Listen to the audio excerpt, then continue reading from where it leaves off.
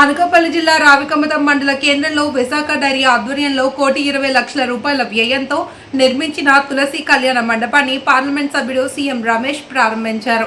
ఈ కార్యక్రమానికి Chodavaram MLA KSNS Raju, dairy chairman Adari Anand Kumar, Yelamanchili municipal chairman Ramakumari, పలువురు కూటమి నేతలు హాజరయ్యారు. ఎంపీ మాట్లాడుతూ జగన్మోహన్ రెడ్డికి పబ్లిక్ ప్రైవేట్ భాగస్వామ్య పద్ధతిపై అవగాహన లేదని విమర్శించారు. ప్రభుత్వం ప్రైవేట్ భాగస్వామ్యంతో అభివృద్ధి కార్యక్రమాలు చేపట్టే ప్రయత్నాలు అర్థం చేసుకోలేకపోయారని తెలిపారు. మెడికల్ కాలేజీలపై అనవసర విమర్శలు చేస్తూ ప్రజల్లో తప్పుదారి పట్టిస్తున్నారని ఆరోపించారు. కూటమి ప్రభుత్వం పరిశ్రమల అభివృద్ధికి కృషి చేస్తుంటే గత ప్రభుత్వం వాటిని అడ్డుకోవడానికి ప్రయత్నించింది అని అన్నారు. చోడవరం, మాడుగుల ప్రాంతాల్లో జనవరి నాటికి పోలవరం నీరు అందించి పాడి పంటలను సమృద్ధిగా చేస్తామని తెలిపారు.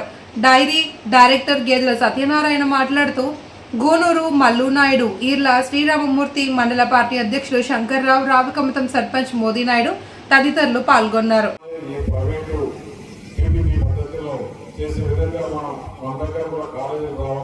ఇక్కడ ఎక్కువ మంది డాక్టర్లు బయటికి చదువుకొని రావాలా, వారి జీవితంలో బాగుపడాలనే ఉద్దేశంతో ముఖ్యమంత్రి చేస్తుంటే ఈ జగన్మోహన్ రెడ్డి దాన్ని ఒక సమస్యగా సృష్టిస్తున్నాడు.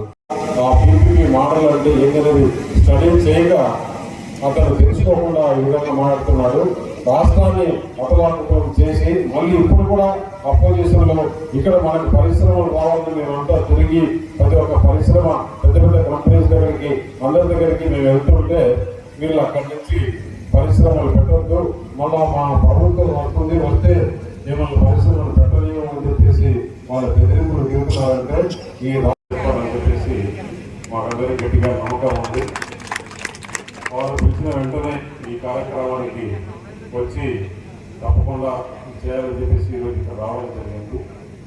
దానికి తోడుగా ఇప్పుడు రాష్ట్రంలో ఏదైతే మీ ముందుకు వచ్చి ఎలక్షన్లో చెప్పామో ఇక్కడ యువత ఎక్కువగా ఉంది, వారికి ఉద్యోగ అవకాశాలు కల్పించాలి అనే ఉద్దేశంతోనే ఈరోజు భారతదేశంలోనే అనకాపల్లి పార్లమెంట్ నియోజకవర్గంలో దాదాపు 3 లక్షల కోట్లకు పైగా ఈరోజు పరిశ్రమలకు ఇక్కడ రావడం జరిగింది.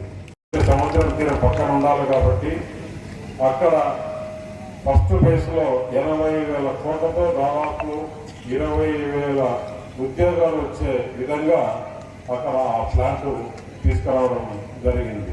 అది మన కూటమి ప్రభుత్వంతోనే సాధ్యమైంది. ప్రధానమంత్రి నరేంద్ర మోడీ గారి సహకారంతో, ఆయన దీవెనతో, ఇక్కడ ముఖ్యమంత్రి చంద్రబాబు నాయుడు గారి నమ్మకంతో, పవన్ కళ్యాణ్ గారి దృఢ సంకల్పంతో ఇక్కడ ఈ ప్లాంట్ రావడం, అలాగే ఎన్టీపీసీ మన ఆంధ్రప్రదేశ్ గవర్నమెంట్ కలిపి గ్రీన్ హైడ్రోజన్ దాదాపు 1,40,000 కోట్లకు ప్రధానమంత్రి గారు ఫౌండేషన్ వేయడం, ఇవి కాకుండా కాయకరాపేటలో బల్క్ డ్రగ్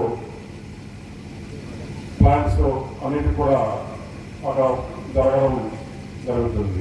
అక్కడ ఉండే ఏదైతే అల్యూమినియం ప్లాంట్ ఉందో దాన్ని కూడా భారీ ఎత్తున ఎక్స్పాన్షన్ జరుగుతుంది.